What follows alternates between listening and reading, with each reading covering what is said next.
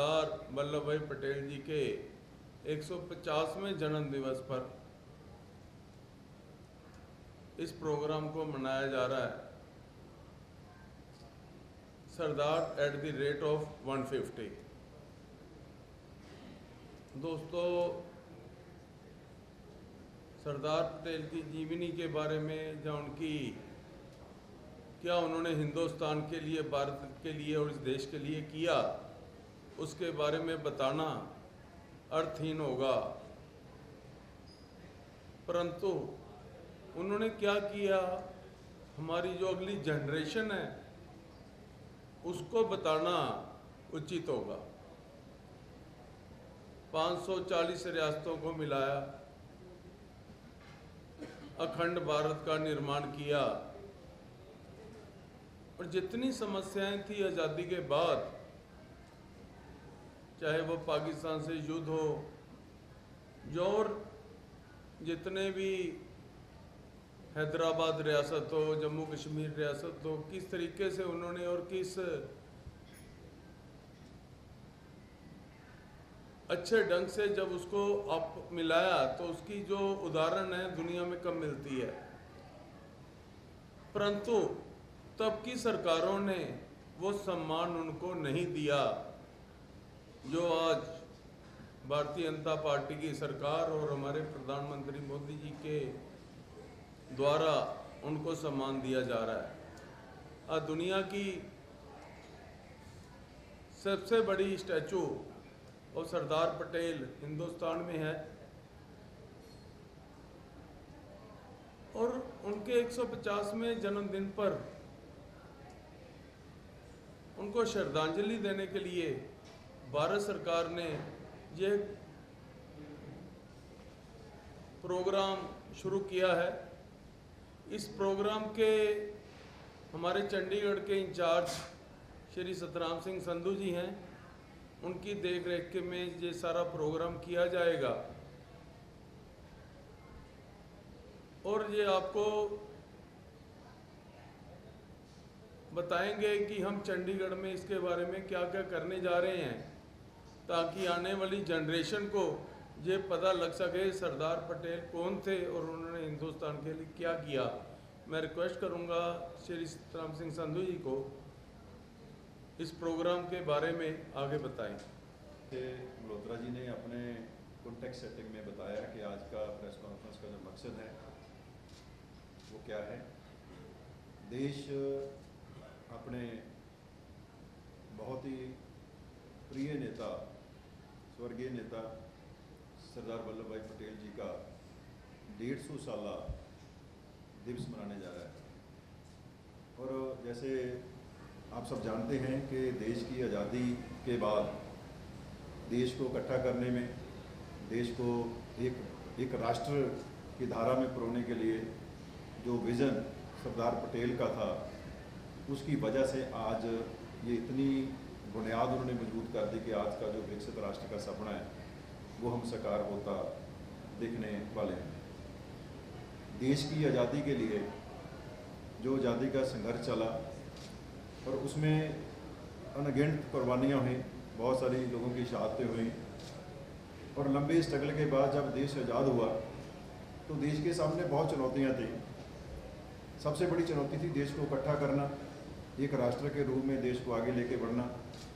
और उस समय जैसे मल्होत्रा जी बता रहे थे कि 560 के करीब जो रियासतें थी हमारी, उनको इकट्ठा करके, उनको कन्विंस करके, उनको बता के एक राष्ट्र की धारा में लेके आना, ये एक बहुत बड़ा चुनौतीपूर्ण काम था जो सरदार पटेल की सोच के अंतर्गत और उनकी प्रेरणा से हुआ और उसी की वजह से देश की जो यात्रा है वो आगे बढ़ी। और ये भी सच है कि बहुत लंबा टाइम जो रोल है सरदार पटेल का हमारी इस भारत की विकसित यात्रा में, उसको वह स्थान नहीं दिया गया जो वो डिज़र्व करते थे। लेकिन जब से आदरणीय प्रधानमंत्री श्री नरेंद्र मोदी जी आए हैं, उन्होंने जितने भी हमारे हीरो हैं उन सभी के लिए उन्होंने सोचा, उन्होंने किया और उसमें से सरदार पटेल एक हैं जिनकी सोच को आगे बढ़ाने के लिए, जिनकी सोच को एक मजबूत राष्ट्र के रूप में आगे साकार करने के लिए एक बहुत हिस्टोरिक जो फैसला किया कि दुनिया का सबसे बड़ा स्टैचू जो है वो गुजरात में स्थापित किया गया। पूरे देश के सामने एक नई सोच, आने वाली जनरेशन के लिए एक नई प्रेरणा का स्रोत वो आज हमारे सामने बढ़ रहा है। वो केवड़िया में जाकर हम जब देखते हैं तो वो इससे पहले कोई हमारे पास ऐसा रोल मॉडल, कोई ऐसा सिग्निफिकेंस मार्क नहीं था जिसको देख के हमारी जनरेशन इंस्पायर हो सके। और आज सरदार पटेल की प्रेरणा को साक्षात करने के लिए, आने वाले नौजवानों को, यूथ को, उसके साथ देश को जोड़ने के लिए आज एक बड़ा कार्यक्रम 150 साल उनकी इस समारोह में किया जा रहा है। और इसमें दो पद्धर के प्रोग्राम हैं, दो सत्र के प्रोग्राम हैं। एक प्रोग्राम है जो 31 अक्टूबर से शुरू होंगे और 25 नवंबर तक जो डिस्ट्रिक्ट लेवल के प्रोग्राम होंगे, जिसमें हमारे युवाओं को, हर लेवल के युवाओं को जोड़ने के लिए इस कार्यक्रम के साथ एक कैंपेन की जाएगी। इसके लिए पद यात्रा निकाली जाएगी। और माई भारत जो पोर्टल है, जिसमें चंडीगढ़ का 55,000 यूथ ऑलरेडी रजिस्टर्ड हो चुका है, 55,000 यूथ इसमें रजिस्टर्ड है। और इस कैंपेन के माध्यम से और हज़ारों की गिनती में यूथ उसमें जुड़ेगा। तो उसमें इनको एंगेज करने के लिए अलग अलग कार्यक्रम जो हैं वो किए जा रहे हैं। हमारी भारत सरकार की ओर से हमारे कैबिनेट मिनिस्टर श्री मनसुख मांडविया जी ने इसको सॉफ्ट लॉन्च कर दिया गया है और इस पर ऑलरेडी जो काम है वो चल रहा है। लेकिन 31 अक्टूबर के बाद चंडीगढ़ के हर डिस्ट्रिक्ट में, हर गली गली मोहल्ले तक इस मुहिम को लेके जाने का जो काम है वो हम करेंगे, ताकि युवाओं को इसके साथ जोड़ा जा सके। और उसके बाद 26 नवंबर से के बाद 6 दिसंबर तक ये राष्ट्रीय लेवल पे कार्यक्रम जाएगा। और युवा यहाँ से शॉर्ट लिस्ट होके निकलेंगे, वो राष्ट्रीय सत्र के उस प्रोग्राम में वो पार्टिसिपेट करेंगे। तो इसमें बहुत सारे इवेंट्स जो हैं, जिसमें ऐसे रील्स, क्विज कंपटीशन इसमें शामिल किए गए हैं।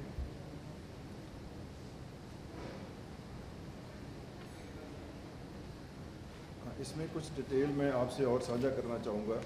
जो पार्टी का प्रोग्राम आया है, आत्मनिर्भर भारत, स्वच्छ भारत, लोकल फॉर वोकल, नशा मुक्त भारत जैसे जो टॉपिक्स हैं, जो मुद्दे हैं, वो युवाओं के सामने लेके जाएंगे, ताकि इसमें एक मुहिम बने, एक कैंपेन बन सके। और इसमें वुमेन हेल्थ पे भी, महिलाओं की सेहत को लेकर भी, उनके स्वास्थ्य को लेकर भी कैंप जो हैं वो लगाए जाएंगे। इसमें 1 डे मार्च किए जाएंगे, 8 से 10 किलोमीटर तक ऑर्गेनाइज किए जाएंगे चंडीगढ़ में। एनसीसी, एनएसएस कैडेट्स जो हैं और वो भी इसमें पार्टिसिपेट करेंगे। नुक्कड़ नाटक किए जाएंगे और 3 डे कार्निवल किया जाएगा, जिसमें यूथ को मोटिवेट किया जाएगा, उनको उत्साहित किया जाएगा। तो हम ये समझते हैं कि चंडीगढ़ हमेशा ही, जितने भी हमारे नेशनल कार्यक्रम होते हैं, चंडीगढ़ उसमें लीडिंग रोल प्ले करता है पहले भी। और चंडीगढ़ के लोग और चंडीगढ़ का जो युवा है, पूरे देश में से सबसे अवेयर और जागरूक युवा है।